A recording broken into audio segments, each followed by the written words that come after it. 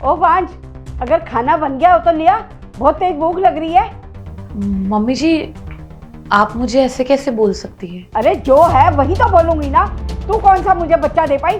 3 साल हो गए हैं तेरी शादी को, अभी तक कोई बच्चा नहीं दिया तूने मुझे। इस चीज़ में मेरी क्या गलती है? मैं तो कोशिश कर रही हूँ ना। इवन मैं और संदीप तो पता नहीं कितने डॉक्टरों के पास जा चुके हैं। हर रोज़ नए डॉक्टर की तलाश में जाते हैं ताकि किसी भी तरीके से बस हमारे घर में खुशियाँ आ जाए। हम भी तो कर रहे हैं ना मम्मी जी। आप मुझे ऐसे बोल रही हैं, इसमें मेरी क्या गलती है? गलती तेरी नहीं है बेटा, गलती तो मेरी है, जो मैंने तेरी शादी अपने बेटे से करवाई। ना मैं शादी होने देती और ना मुझे आज ये दिन देखना पड़ता। ये आप कैसी बातें कर रही हैं? जिस दिन से मैं इस घर में आई हूँ, उस दिन से मैंने इस घर के लिए क्या नहीं करा। हर एक छोटी से लेके बड़ी चीज़ तक का ध्यान रखती हूँ। यही सोचती हूँ कि कैसे मैं आप लोगों को हमेशा खुश रखूँगी। और सिर्फ एक बच्चे की वजह से आप मुझे आज ऐसे बांझ बोल रही हैं। अरे क्या फायदा हुआ ये सब करने का? जो हमें खुशी चाहिए वो खुशी तो तू दे नहीं पाई हमें। अरे क्या हो गया माँ, आप लोग बहस क्यों कर रहे हो? लो आ गया। अरे तू ही तो है सारी फसाद की जड़। तू ही शादी करके लाया था ना इसे कि वाह मैं तो बहुत प्यार करता हूँ इससे, कर ली शादी इससे तूने, और मैं आज तक अपने पोते की शक्ल नहीं देख पाई। माँ अब दिक्कत है तो है ना, उसमें क्या कर सकते हैं? हम कोशिश तो कर ही रहे हैं ना। अब इसकी बीमारी ठीक नहीं हो रही तो क्या करें उसमें हम? और बाकी खुशियाँ तो आपको दे रही है ना, आपकी सेवा तो कर रही है, और क्या चाहिए आपको? देख मेरी बात ना कान खोलकर सुन ले, मुझे इन सब बातों से ना कोई लेना देना नहीं है। मुझे पोता पोती इस घर में चाहिए, मतलब चाहिए। अरे माँ कैसे ला के दूँ? अब नहीं हो रहे तो नहीं हो रहे ना। कैसे लाके दूं? तुझे ना मैं बताती हूँ कैसे लेके आएगा। अरे तू दूसरी शादी कर ले और दूसरी जो बहू इस घर में आएगी ना वो तो मुझे दे देगी ना पोता और पोती। माँ ये कैसी बात कर रहे हो? वो जैसी भी है मेरी बीवी है और मुझसे प्यार करता हूँ, इसलिए मैंने उससे शादी की है। और आप बोल रहे हो मैं इसको छोड़ दूँ? अरे हमने 7 जन्मों की कसमें खाई हैं, तो मैं इसको कैसे छोड़ दूँ? और वैसे भी माँ मैं इसका पति हूँ, मैं इसका साथ नहीं दूंगा तो कौन देगा?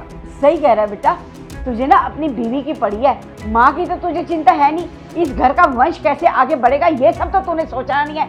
गलती की मैंने जो गांव से ना यहाँ आ गई तुम लोगों का हालचाल पूछने के लिए। मैं ना आज शाम को ही गांव चली जाती हूँ और फिर रही हो तुम अपनी प्यारी बीवी के साथ। अरे माँ मेरी बात तो सुनो। साक्षी अब तुम्हें क्या हो गया? तुम क्यों उदास हो गए हो? यार मैं क्या करूं, मुझे बिल्कुल भी अच्छा नहीं लगता। रोज मम्मी जी मुझे सुनाती रहती हैं। अरे साक्षी मैं तुम्हारा पति हूँ और मैं समझ सकता हूँ कि तुम्हारे ऊपर क्या बीत रही होगी। और वैसे भी इस हालत में अगर मैं नहीं समझूंगा तो कौन समझेगा तुम्हें? और मुझे बहुत अच्छे से पता है आज तुम्हारे बुरे वक्त में मैं तुम्हारे साथ हूँ ना, तो कल को जब मेरा बुरा वक्त चल रहा होगा तुम मेरे साथ रहोगे।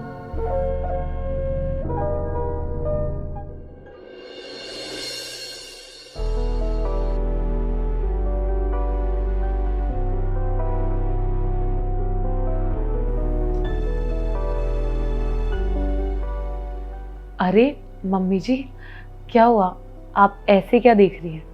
और मुझे देखते देखते क्या सोच रही हैं आप? बस यही सोच रही हूँ बेटा कि मैंने तेरे साथ कितना गलत किया, जबकि मैं खुद एक औरत हूँ और एक औरत का दर्द नहीं समझ पाई मैं। बच्चा होना या ना होना ये तो भगवान के ऊपर है ना बेटा। शायद हमारी किस्मत में बच्चा है ही नहीं, इसीलिए भगवान ने हमें अभी तक बच्चा नहीं दिया। और देखना बेटा, मैं तो सिर्फ तुझे इस घर से निकालने की सोचती रहती थी, यही चाहती थी कि तू इस घर से चली जाए।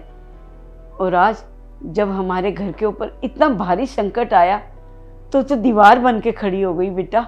संदीप का एक्सीडेंट होने के बाद बेटा मैं तो टूट गई थी, लेकिन तू तो दीवार बनकर खड़ी रही। पूरा घर भी संभालती है तू और बाहर जाकर काम भी करती है बेटा तू। हो सके तो मुझे माफ़ कर देना, मुझे तो बहू के रूप में एक देवी मिली है, लेकिन मैं ही नादान थी जो समझ नहीं पाई। ये क्या मम्मी जी, आप मुझसे माफ़ी मांग रही हैं? आप मुझसे उम्र में इतनी बड़ी हैं, अगर आप मुझसे माफ़ी मांगेंगी तो मुझे बिल्कुल भी अच्छा नहीं लगेगा और ये सब आप पे शोभा नहीं देता।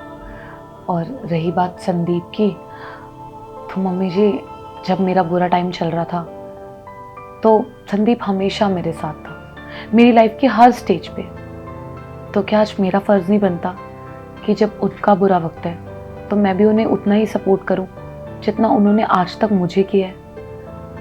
और वैसे भी ये तो मेरा ही घर है ना, अगर अपने घर के लिए कोई कुछ करे तो उसमें कैसा एहसान। ये तो वैसे भी मैं अपने मन की संतुष्टि के लिए कर रही हूँ, और इस घर के लिए मैं जितना करूँगा उतना कम है। और मैं संदीप से बहुत प्यार करती हूँ मम्मी जी, तो मैं पूरी उम्र उनकी देखभाल ऐसी कर सकती हूँ। अच्छा, ये सब बातें छोड़िए, आप इतनी दूर से आई हैं और देखिए मैंने आपको अभी तक कुछ खिलाया भी नहीं। आप बैठिए, मैं अभी फटाफट से गर्मा गर्म हलवा बना के लेकर आती हूँ। अरे नहीं नहीं बेटा, आज ना मैं अपने हाथों से हलवा बनाऊंगी और तू बैठ के आराम से खाना। तू इतना सब कुछ करती है बेटा, थक जाती होगी ना तू भी। तुम बैठो बेटा, मैं तुम दोनों के लिए हलवा बना कर लाती हूँ।